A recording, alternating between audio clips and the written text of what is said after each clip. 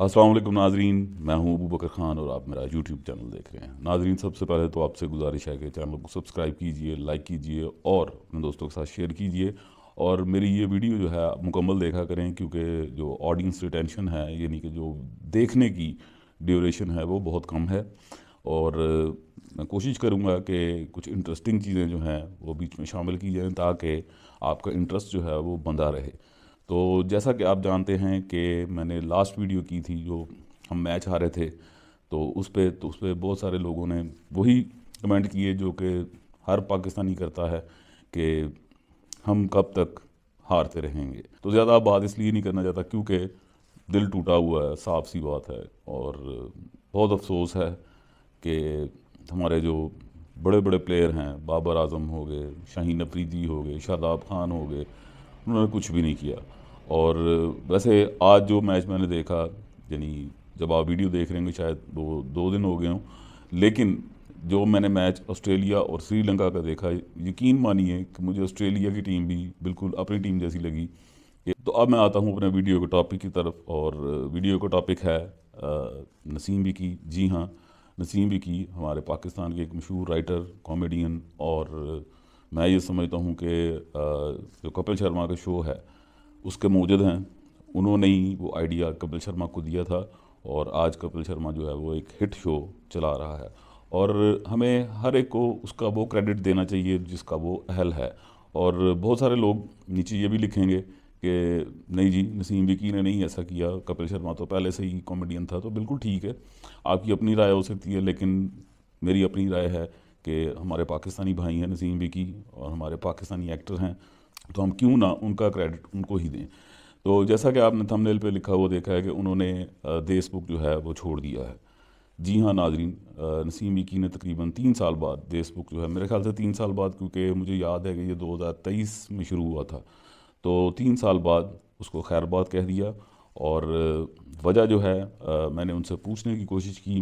मैंने फौरी विकी भाई को मैसेज किया कि आपने देशमुख को खैरबाद कह दिया है। तो उनका जवाब आया था कि जी मैंने कह दिया है। उसके बाद मैंने उनको वॉइस नोट किया कि वजह क्या हो सकती है। जब उन्होंने कोई नहीं मुझे बात बताई और आगे से जवाब नहीं दिया, और ये मैं समझता हूँ कि उन्हें चाहिए था मुझे जवाब देते, क्योंकि उसमें मैंने ये भी कहा था कि आप मुझे टाइम दीजिए, मैंने आपका इंटरव्यू करना है। तो विकी भाई, मैं आपका इंटरव्यू नहीं करूँगा, यकीन मानिए मैं नहीं करूँगा। वो इसलिए क्योंकि आपने रिप्लाई नहीं दिया। तो मैं, आपको पता है कि मैं अब बाकी यूट्यूबर्स जैसा नहीं हूँ कि मैं जनाब ये कहूँ कि नहीं नहीं विकी भाई आप लाजमी मुझे इंटरव्यू दें। तो ठीक है, ये आपका अपना फ़ैसला, आपका अपना हक है, कोई मसला नहीं है।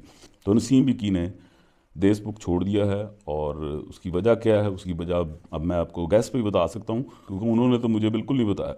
तो नसीम विकी की वजह ये हो सकती है कि ऑब्वियसली शोज़ की रेटिंग जो है वो बहुत कम हो चुकी है। और देशमुख तो वैसे भी किसी रेस में नहीं था, यानी मैं इसे समझता हूँ कि जो टॉप 5 थे, तो टॉप 5 में भी वो कभी कभी आता था। ठीक है, वो बहुत अच्छा होस्ट करते हैं, जुनैद सलीम, लेकिन उनकी वो पकड़ नहीं है जो कि बाकी एंकर जो कि उनके कहते हैं ना कैटेगरी में, जो कि उनके रैंक में फॉल करते हैं। यानी जैसे आफ्ताब इकबाल हो गए, वसी शाह हो गए, हारून रफ़ीक हो गए, वासिफ चौधरी हो गए, तो उनमें बिल्कुल उनका शुमार है। वो बड़े अच्छे और मंजे हुए एंकर हैं, लेकिन उनका शो जो है वो कोई नुमाया कारकर्दगी नहीं दिखा पाया। और आप अपनी राय दीजिएगा कि आपको क्या लगता है कि मैं जो बात कर रहा हूँ वो ठीक है।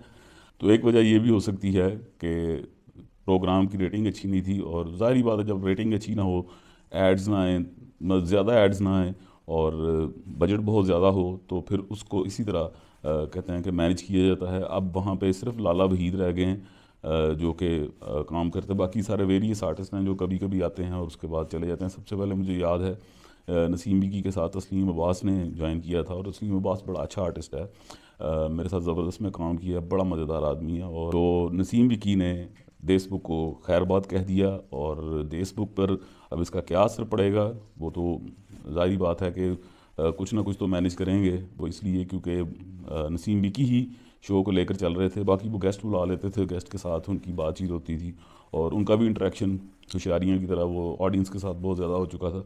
तो मैं ये समझता हूँ कि जब आपका इंटरेक्शन ऑडियंस के साथ हो जाता है, या कहते हैं ना कि गेस्ट के साथ हो जाता है, तो फिर कंटेंट कहाँ गया?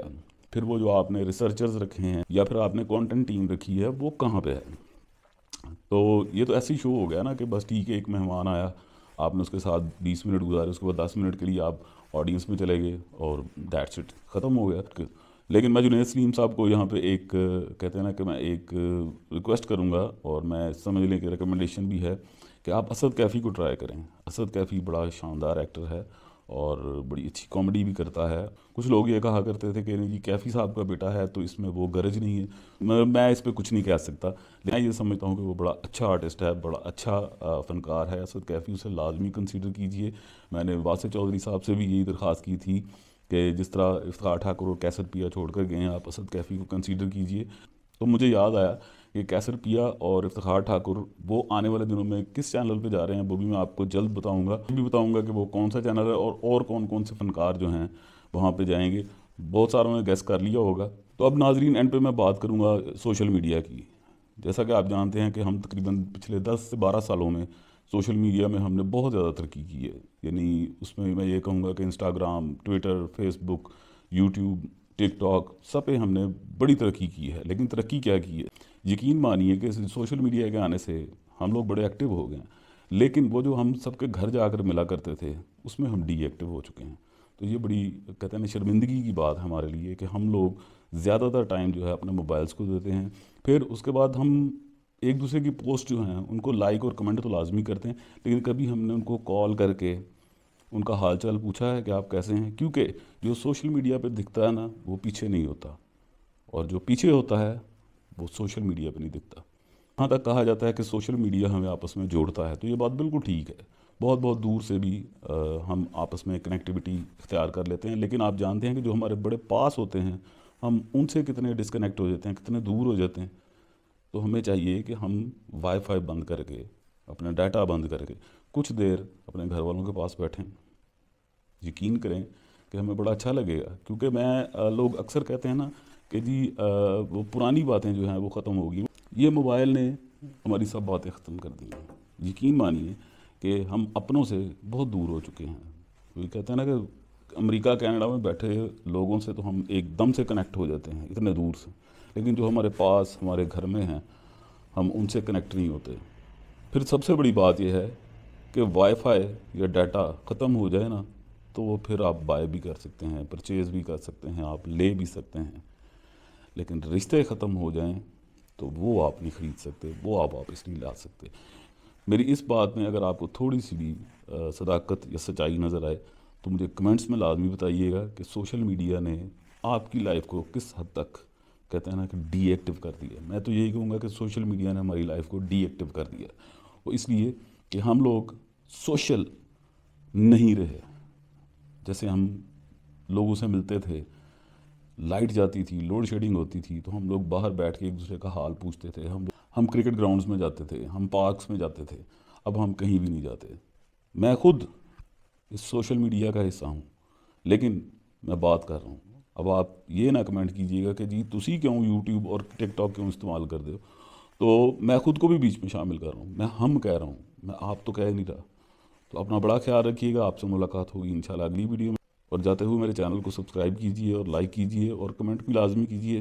آپ سے ملاقات ہوگی انشاءاللہ اگلی ویڈیو میں۔ اللہ حافظ۔